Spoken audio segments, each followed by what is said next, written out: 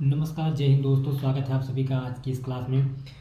Guys, अगर आप भी देने वाले हैं यूपी बोर्ड से क्लास 10 का पेपर, तो ये क्लास आपके लिए बहुत ज़्यादा मोस्ट इंपॉर्टेंट होने वाली है, क्योंकि आज की क्लास में मैं आपके लिए लेकर के आया हूँ हिंदी का मॉडल पेपर। तो अगर आप क्लास 10 से हिंदी का पेपर इस बार देने जा रहे हैं, तो जैसा कि आप लोग जानते हैं कि 22 फरवरी को आपका हिंदी का यानी पहला पेपर है। तो वीडियो को बहुत ही ध्यान से लास्ट तक देखिएगा, क्योंकि बिल्कुल ऐसा ही पेपर आपको बोर्ड एग्जाम में 22 फरवरी को मिलने वाला है। तो चलिए गाइस, बिना बातचीत की क्लास की शुरुआत करते हैं। आज की क्लास का पहला क्वेश्चन है कि निम्नलिखित कथनों में से कोई एक कथन सही है, उसे पहचान कर लिखिए। 4 विकल्प आपको दिए गए हैं, जो एक विकल्प सही होगा वही आपको पहचान कर बता देना है कौन सा विकल्प सही है। पहला है कि माधव विलास नाभादास जी की रचना है। दूसरा है संस्कृत के 4 अध्याय रामधारी सिंह दिनकर की प्रसिद्ध कृति है। और तीसरा है सेठ गोविंद दास महान आलोचक थे। और चौथा है कि जय पराजय कृति निबंध विधा की रचना है। तो इसमें आपके 3 विकल्प गलत होने वाले हैं। विकल्प आपका जो सही है वो दूसरा सही है। संस्कृत के 4 अध्याय जो है ये रामधारी सिंह की प्रसिद्ध कृति है।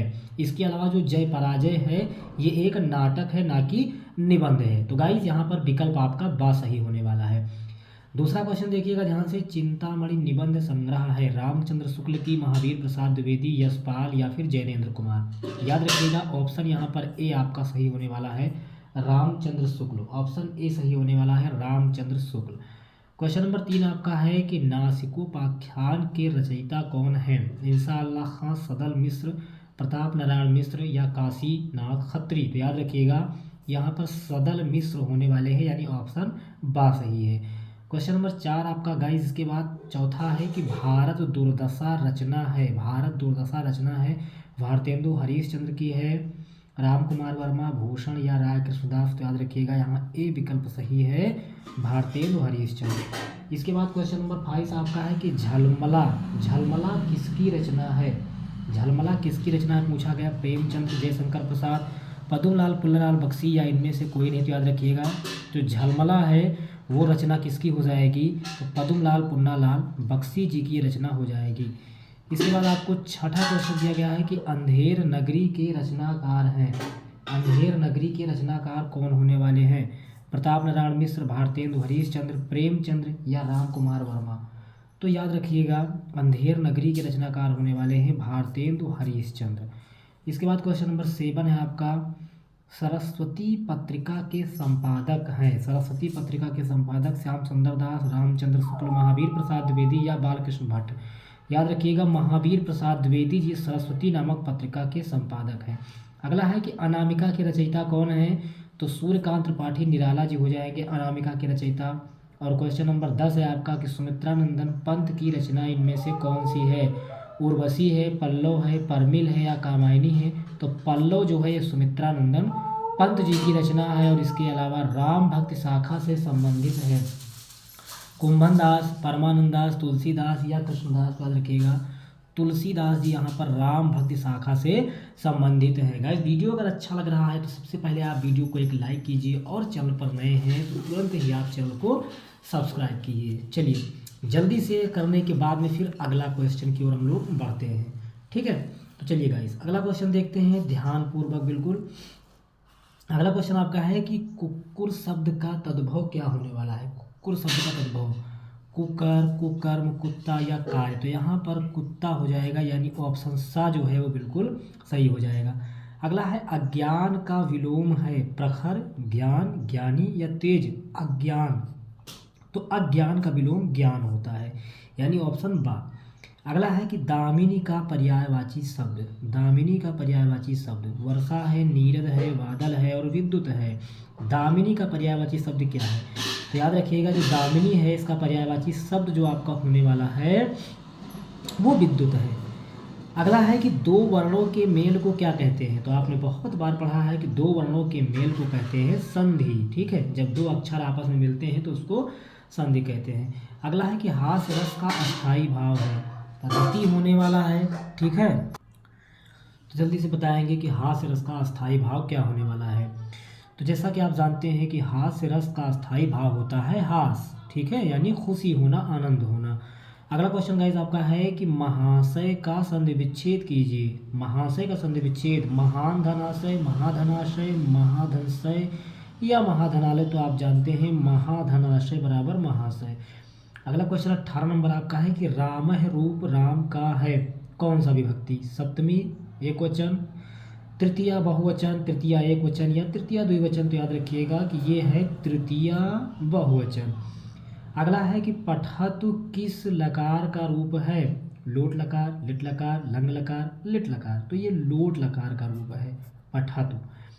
20 नंबर क्वेश्चन आपका है कि क्री धातु विधिलिंग लकार मध्यम पुरुष द्विवचन कौन सा है? तो कुर्यताम हो जाएगा, यानी ऑप्शन बी।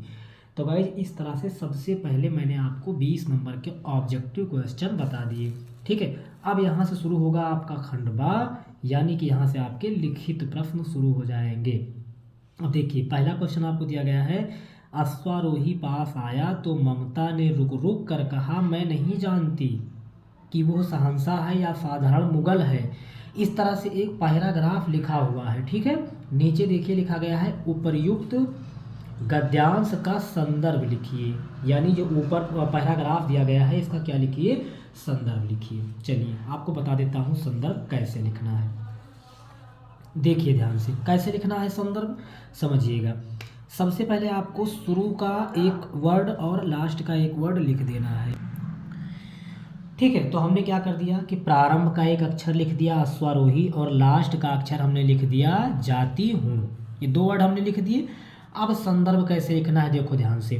तो भैया सबसे पहले तो आपको ये पता होना चाहिए कि ये जो दिया गया है पैराग्राफ ये किस पाठ का है और इस पाठ के लेखक कौन है। अगर दो चीज़ें आपको पता है तो आसानी के साथ आप संदर्भ लिख पाएंगे। जैसे कि संदर्भ हमको कैसे लिखना है, हमने लिखा प्रस्तुत गद्यांश। ध्यान से समझिएगा, ये गद्य का पार्ट है इसलिए हमने गद्यांश लिखा। प्रस्तुत गद्यांश हमारी पठित पाठ्य पुस्तक गद्य खंड में संकलित ममता। ऐसे आपको ब्लैक स्केच या ब्लैक पेन से लिख देना है। पाठ का नाम किस पाठ का है? ममता नामक पाठ से लिया गया है। इसके लेखक फिर ब्लैक पेन से आपको लिख देना है जयशंकर प्रसाद जी है। बिल्कुल ऐसा ही संदर्भ आपको बोर्ड एग्जाम में लिखना है ताकि पूरा का पूरा नंबर आपको आसानी से मिल सके। फिर नीचे आपको व्याख्या डालनी है। ठीक है, देखिए अब दूसरा क्वेश्चन क्या लिखा गया है कि गद्यांश के रेखांकित अंश की व्याख्या कीजिए। रेखांकित मतलब जिसके नीचे रेखा खींची गई है, पूरे की व्याख्या नहीं करनी है। यहाँ से यहाँ तक पूरे की व्याख्या नहीं करनी, केवल कितने की? जितने के नीचे रेखा खींची गई है। जैसे यहाँ पर यहाँ से रेखा खींची गई है, मैं आजीवन अपनी झोपड़ी के खोदे जाने के डर से भयभीत रही, भगवान ने मैं सुन लिया और मैं आज इसे छोड़े जाती हूँ। इसी की व्याख्या करनी है। अच्छा, व्याख्या करना बहुत आसान है, बहुत सिंपल है। बस करना क्या होता है, थोड़ा सा चीज़ों को अपने भाषा में लिखना होता है। जैसे हमने क्या लिख दिया, हमने लिख दिया कि लेखक कहता है कि मैं सारा जीवन अपनी झोपड़ी के खुद जाने से या डर से भयभीत रहती थी। ठीक है, रहती थी। भगवान ने मेरी सुन लिया और मैं आज इसे छोड़े जा रही हूँ। तो बस थोड़ा सा इस भाषा में इसको लिख देना है। बस इतना सा आपको करना है, यही आपकी क्या हो जाएगी? व्याख्या हो जाएगी। व्याख्या का मतलब सिर्फ इतना ही हुआ। ठीक है, तो बस व्याख्या का मतलब सिर्फ इतना ही हुआ कि चीज़ों को थोड़ा सा अपनी भाषा में घुमा फिरा करके लिख देना। तो ये तो आपका हो गया गद्य का पहला क्वेश्चन। अब देखिए नीचे आपको दूसरा क्वेश्चन दिया गया है कि निम्नलिखित पद्यांश पर आधारित प्रश्नों के उत्तर दीजिए। अब देखिए पद्यांश लिखा गया है, लिखा है पुर से निकसी रघुवीर वधु धर धीर दये मग में डग द्वय। ठीक है, ये लिखा हुआ है। इसके आगे और लिखा गया है, इसमें थोड़ा इसके आगे देखिए क्या लिखा गया है। लिखा हुआ है कि झलकी भरी भाल फनी जल की पुट सूख गए मधुराधर हुए। इस तरह से देखिए एक पद्यांश लिखा गया है।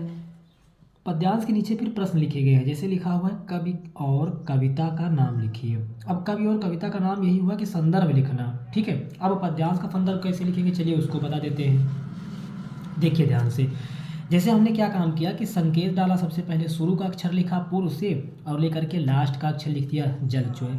संदर्भ हमको लिखना है। संदर्भ कैसे लिखेंगे? प्रस्तुत पद्यांश, वहाँ पर हमने क्या लिखा था? गद्यांश। यहाँ पर क्या लिखेंगे? पद्यांश। प्रस्तुत पद्यांश हमारी पठित पाठ्य पुस्तक पद्यखंड में संकलित धनुष भंग, ठीक है, या फिर कह सकते हैं कि धनुष भंग के वन पथ पर नामक पाठ से अवतरित है। इसके रचयिता, यहाँ लेखक मत लिखना वरना गलत हो जाएगा। लेखक और रचयिता में बहुत कंफ्यूज होते हैं लोग। कंफ्यूज नहीं होना, गद्य होगा तो लेखक, पद्य होगा तो रचयिता। इसके रचयिता गोस्वामी तुलसीदास जी हैं। ठीक, इस तरह से हो गया। ठीक है, इस तरह से इसकी व्याख्या कर देनी है। अब देखिए नीचे क्या लिखा गया है कि रेखांकित अंश की व्याख्या कीजिए। ठीक है, रेखांकित अंश मतलब जिसकी रेखा खींची गई है। तो रेखा कहाँ से खींची गई है?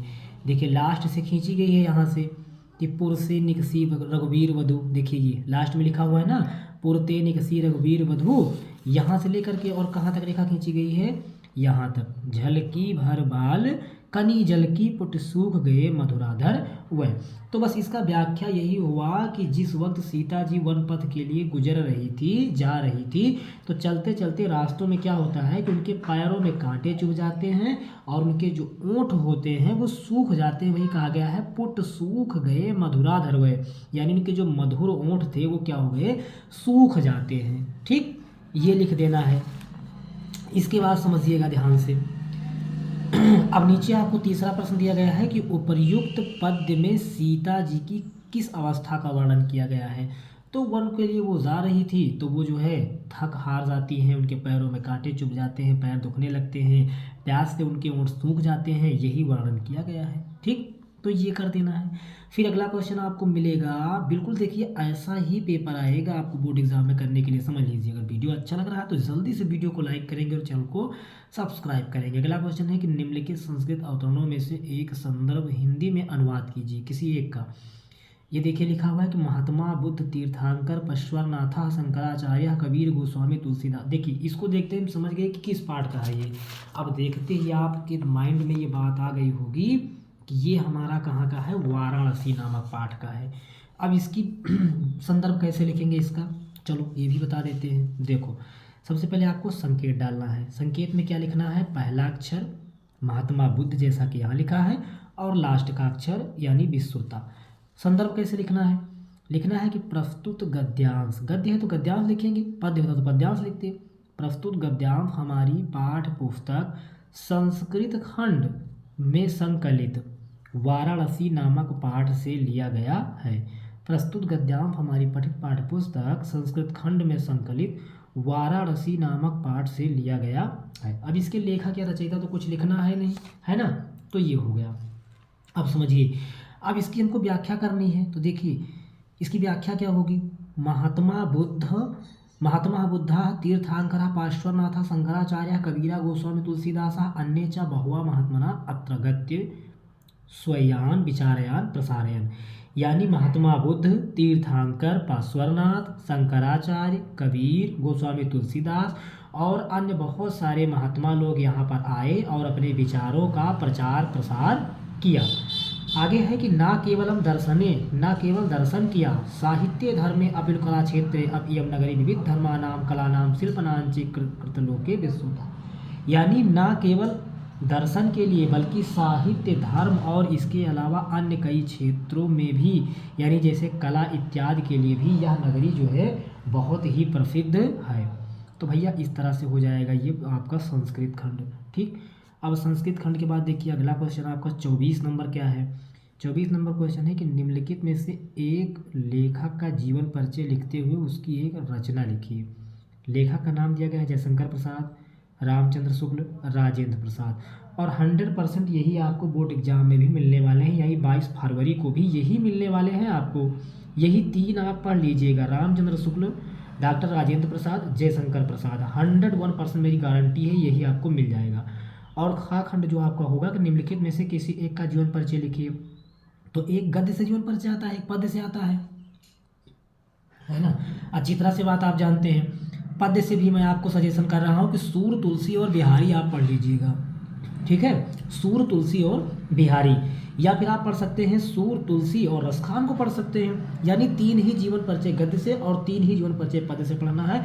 अदरवाइज कोई भी जीवन परिचय आपको फालतू का नहीं पढ़ना है, बिल्कुल नहीं पढ़ना है। 3 में से 100% एक मिल जाएगा। इसके बाद देखिए लिखा है 25 नंबर की अपनी पाठ्य पुस्तक से कंठस्थ किया हुआ एक श्लोक लिखिए जो इस प्रश्न पत्र में ना आया हो। तो एक श्लोक या 2 श्लोक कम से कम आप याद कर लेना। ठीक है, कम से कम 2 श्लोक आप याद कर लेना। अगर मान लीजिए कि एक आपके प्रश्न पत्र में आ जाता है तो दूसरा वाला आप लिख देंगे। तो कम से कम 2 श्लोक आप जरूर याद कर लीजिएगा बोर्ड एग्जाम के लिए। ये बोर्ड एग्जाम में भी 2 नंबर लिखने को आएगा। अगला 26 नंबर क्वेश्चन है आपका कि निम्नलिखित में उपसर्गों में से एक के लिए मेल शब्द बनाइए, उपसर्ग लगाना है। ठीक है, अब देखिए जैसे यहाँ पर निर लिखा गया है, अभि लिखा गया है, अनु लिखा गया है। उपसर्ग का मतलब इस शब्द को आगे लगाकर एक शब्द बने, जैसे अभि लिखा है तो अभि से हम क्या लिख सकते हैं, अभिमान लिख सकते हैं। देखो अभी आगे आ गया ना, तो उपसर्ग का मतलब होता है कि आगे ये शब्द मिलना चाहिए। देखिए अनु लिखा है तो अनु से क्या लिख सकते हैं, अनुसार लिख सकते हैं। देखिए आगे अनु आ गया ना, तो ये अनु आगे आ गया। तो यानी ऐसा शब्द लिखना होता है जिसके आगे ये शब्द लग जाए, इसी को कहते हैं उपसर्ग। इसके बाद नीचे खंड खाप का है, निम्नलिखित में से किसी एक का प्रत्यय बनाइए। प्रत्यय, अब प्रत्यय क्या होता है, तो भैया उपसर्ग लगता है आगे और प्रत्यय लगता है पीछे। जैसे लिखा है वट, तो वट को क्या लिख सकते, जैसे लिख सकते हैं बनावट। अब बनावट में देखिए पीछे वट आ गया, देखिए यहाँ पर भी वट ही तो है, यहाँ वट है, पीछे आ गया देखिए वट। इसी तरह से आ गया पन, तो इसको क्या लिख सकते हैं, अपनापन। लिखा है हट, तो क्या लिख सकते हैं, आहट। मतलब ऐसा शब्द आप बताइए जिसमें पीछे ये शब्द आपको लिखे हुए मिल जाए। ये हो गया। इसके बाद 27 नंबर क्वेश्चन आपका देखिए क्या कहता है, किन्हीं दो प्रश्नों के संस्कृत में उत्तर दीजिए। 27 नंबर में क्या करना है, किन्हीं दो प्रश्नों के आपको संस्कृत में देने हैं उत्तर। ठीक है, 3 से 4 प्रश्न आपको दिए गए हैं, 2 ही प्रश्न के उत्तर संस्कृत में देने हैं। जैसे कि पहला क्वेश्चन है कूपस से कहा खेदा, यानी जो कुआं है उसको क्या दुख था, तो अहम अत्यंत नीचो अस्ति, यानी मैं बहुत नीचा हूँ, इसी बात का उसको दुख था। अगला है वाराणसी नगरी कुत्र स्थिता, वाराणसी नगरी कहाँ स्थित है, तो वाराणस्याम, वाराणसी नगरी वाराणसी में स्थित है। वीरा केन पूजते, वीरा वीरेण पूजते। ठीक है, और अनुवाद संस्कृत जो है यानी संस्कृत खंड, इसके जितने भी इम्पोर्टेंट क्वेश्चन हैं वो भी हमने आपके लिए एक वीडियो अलग से बना करके डाल दिया है कि पूरे बुक से आपके जितने भी इम्पोर्टेंट क्वेश्चन हैं संस्कृत खंड के, उसका तो वो वीडियो आप देख लीजिएगा अच्छे से और समझ लीजिएगा। ठीक है, अगला है कि किन्हीं 2 वाक्यों का संस्कृत में अनुवाद कीजिए। देखिए 2 से 3 वाक्य आपको नीचे लिखे हुए मिलेंगे जिनका क्या करना है, संस्कृत में करना है अनुवाद। ठीक है, जैसे कि लिखा गया है कि वीर भावो ही वीरता, वृक्षों से पत्ते गिरते हैं, यानी वृक्षात पत्तम पतति, वृक्षात पत्तम पतति, वृक्षों से पत्ते गिरते हैं, है ना। उसके बाद लिखा है मैं वाराणसी जाऊंगा। ठीक है, तो अहम वाराणस्याम गमिष्यति, अहम वाराणस्याम गमिष्यति, मैं वाराणसी जाऊंगा। ठीक है, तो इस तरह से आपको 2 के संस्कृत में अनुवाद कर देने हैं। इसके बाद अगला क्वेश्चन आपका है कि निम्नलिखित विषयों में से किसी एक विषय पर निबंध लिखिए। तो महत्वपूर्ण निबंध 3-4 है आपके बोर्ड एग्जाम के लिए। जैसे एक तो जनसंख्या विस्फोट, बहुत ज़्यादा इंपॉर्टेंट, बहुत बार पूछा गया है। 1-2 मैं आपको और बता दे रहा हूँ, जैसे कि एक विज्ञान पर निबंध है, विज्ञान अभिशाप या वरदान, विज्ञान अभिशाप है या वरदान है एक, ये बहुत ज़्यादा इंपॉर्टेंट निबंध है।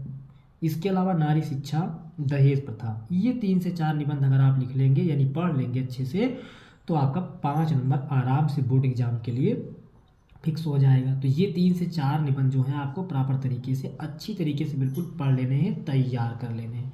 ठीक है, इसके बाद क्वेश्चन नंबर जो 30 आपका है कि अपने पठित खंडकाव्य के आधार पर निम्नलिखित प्रश्नों के उत्तर दीजिए। तो देखिए इसमें बहुत सारे पाठ के आपको या बहुत सारी कहानियों के हम कह सकते हैं नाम दिए गए हैं। अब आप किस जिला के निवासी हैं, अपने ही जिला का आपको लिखना है। दूसरे ज़िले का आप लिख देंगे, दूसरे अगर आप डिस्ट्रिक्ट का लिख देंगे तो आपको एक भी नंबर नहीं मिलने वाला है। तो अपने ज़िले का आप लिखिएगा। सभी पाठों के नाम या सभी कहानियों के नाम यहाँ पर देखिए दे दिए गए हैं, और हर ज़िले के लिए एक ही कहानी मान्य है। और आप अपनी अपनी किताब में या जो भी आप पढ़ते हैं क्वेश्चन बैंक वगैरह, उसमें देख लीजिएगा, उसमें आपके ज़िला का नाम दिया गया है। ठीक है, कि आप किस ज़िला के निवासी हैं और उसी ज़िला का आपको पढ़ना है और उसी ज़िला का आपको लिखना है। ठीक है, ये हो गया। इसके बाद में आपको क्या करना है, तो गाइज बस इसी तरह से आपका जो पूरा मॉडल पेपर है वो है। ठीक है, यही लास्ट क्वेश्चन था। तो गाइस वीडियो आप कैसा लगा हमें कमेंट करके कमेंट बॉक्स में ज़रूर बताएं। अगर वीडियो अच्छा लगा तो एक लाइक ज़रूर कीजिएगा। चैनल पर पहली बार वीडियो देख रहे हैं, चैनल को सब्सक्राइब कीजिएगा। मेहनत से पढ़ते रहिए। 22 फरवरी को ही बोर्ड एग्ज़ाम की परीक्षाएं हैं, बहुत कम समय है और अधिक से अधिक आपको पढ़ना है, अधिक से अधिक तैयारियाँ करनी है। और इस चैनल पर कंटिन्यू आपके बोर्ड एग्ज़ाम की तैयारी हो रही है। अदरवाइज मैंने जितने भी इंपॉर्टेंट ऑब्जेक्टिव क्वेश्चन है पूरी हिंदी के ऑल ओवर वो सारे मैंने करवा दिए हैं। जितने इंपॉर्टेंट क्वेश्चन आंसर वो सारे मैंने करवा दिए हैं। तो सारे वीडियो पड़े हुए हैं, आप जा करके अच्छे से देख लीजिएगा और समझ लीजिएगा। तो गाइस मेहनत और ईमानदारी से पढ़ते रहिए। फिर मिलते हैं नेक्स्ट वीडियो में नेक्स्ट टॉपिक के साथ। तब तक आप पढ़ते रहिए, अपना ख्याल रखिए।